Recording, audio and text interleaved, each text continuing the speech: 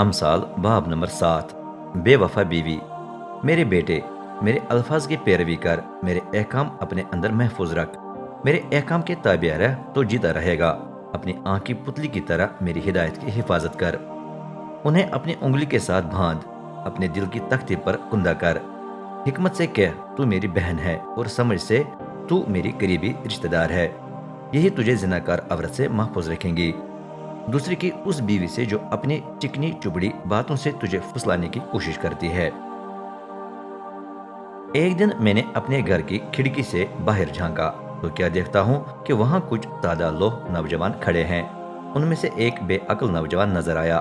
وہ گلی میں سے گزر کر زناکار عورت کے کونے کی طرف ٹہلنے لگا۔ چلتے چلتے وہ اس راستے پر آ گیا جو عورت کے گھر تک لے جاتا ہے۔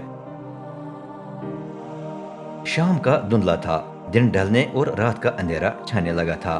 تب ایک عورت قصبی کا لباس پہنے ہوئے چالاکی سے اسے ملنے آئی۔ یہ عورت اتنی بے لگام اور خود سر ہے کہ اس کے پاؤں اس کے گھر میں نہیں ٹکتے۔ کبھی وہ گلی میں، کبھی چوکوں میں ہوتی ہے، ہر کونے پر وہ تاک میں بیٹھی رہتی ہے۔ اب اس نے نوجوان کو پکڑ کر اسے بوسہ دیا۔ بے حیا نظر اس پر ڈال کر اس نے کہا، مجھے سلامتی کی قربانیاں پیش کرنی تھیں، اور آج ہی میں نے اپنی منتیں پوری کی، اس لیے میں نکل کر تجھ سے ملنے آئی۔ میں نے تیرا پتہ کیا اور اب تو مجھے مل گیا ہے۔ میں نے اپنے بستر پر مصر کے رنگین کمبل بچھائے، اس پر مور، عود اور دار چینی کی خوشبو چھڑکی ہے۔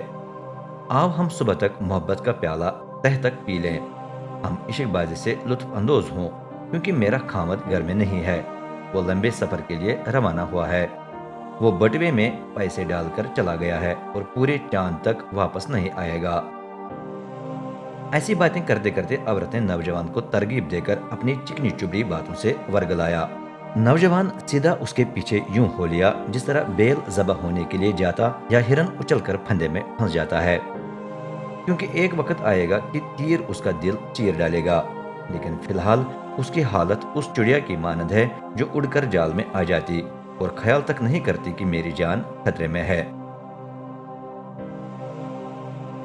چنانچہ میرے بیٹو، میری سنو، میرے منہ کی باتوں پر دھیان دو، تیرا دل بھٹک کر اس طرف رخ نہ کرے جہاں زناکار عورت پھرتی ہے۔ ایسا نہ ہو کہ تو آوارہ ہو کر اس کی راہوں میں الجھ جائے، کیونکہ ان کی تعداد بڑی ہے جنہیں اس نے گرا کر موت کے گھاٹ اتارا ہے۔ اس نے متعدد لوگوں کو مار ڈالا ہے۔ اس کا گھر پاتال کا راستہ ہے جو لوگوں کو موت کی کوٹریوں تک پہنچاتا ہے۔